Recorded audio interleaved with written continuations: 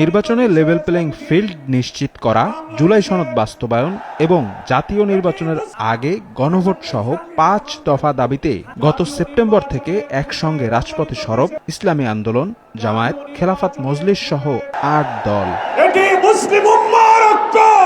আন্দোলনের মাঠ থেকে গড়ে ওঠা এই ঐক্য এবার নির্বাচনী মাঠেও দৃশ্যমান করতে চায় দলগুলো। এজন্য প্রতিটি আসনে একক প্রার্থী দেওয়ার কাজ প্রায় চূড়ান্ত করেছে ৮ দলের এই জোট।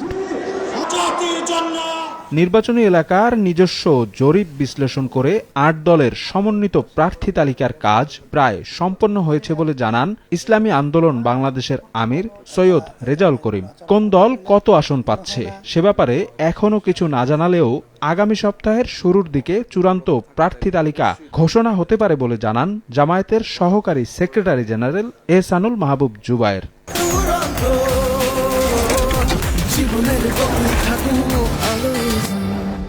কয়েকদিনের মধ্যেই আশা করি আমরা এটা ঘোষণা দিতে পারবো ইনশাআল্লাহ। সমঝোতার আমার ধারণা অনুযায়ী শতকরা প্রায় ৬০% বলা যায় এরকম হয়ে গেছে। অধিকাংশই আমার জানা মতো মোটামুটি ওনারা চূড়ান্ত পর্যায়ে চলে গেছে।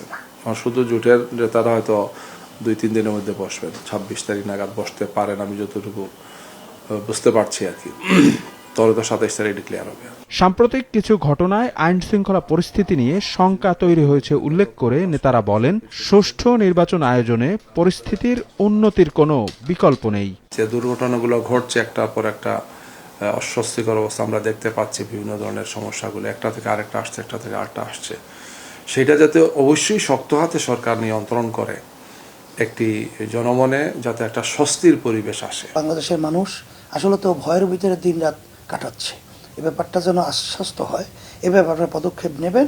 এইটা অন্তর্বর্তীকালীন সরকার, নির্বাচন কমিশন সহ তাদেরকে বিশেষ করে আমি অনুরোধ করছি এবং এটা আপনারা খুব ত্বরিত করবেন। তারপরে যদি পরিবেশ ওইভাবে তৈরি না হয় তখন তো আমরা আবার আলোচনা করে আমরা দেখব যখন নির্বাচন আমরা যেতে পারবো কি পারবো না। নির্বাচনী লেভেল প্লেইং ফিল্ড নিশ্চিতে আইন শৃঙ্খলা পরিস্থিতির উন্নতি এবং অবৈধ অস্ত্র উদ্ধার ও সন্ত্রাসীদের গ্রেপ্তারের দাবিতে ৩রা জানুয়ারি ঢাকায় মহাসমাবেশ করবে জামায়াত। সেখানে আমরা সব দলকেই দাওয়াত দেব, আসেন আমাদের স্টেজে আপনারা কথা বলেন। শফিক মুন্সি, সময় সংবাদ, ঢাকা।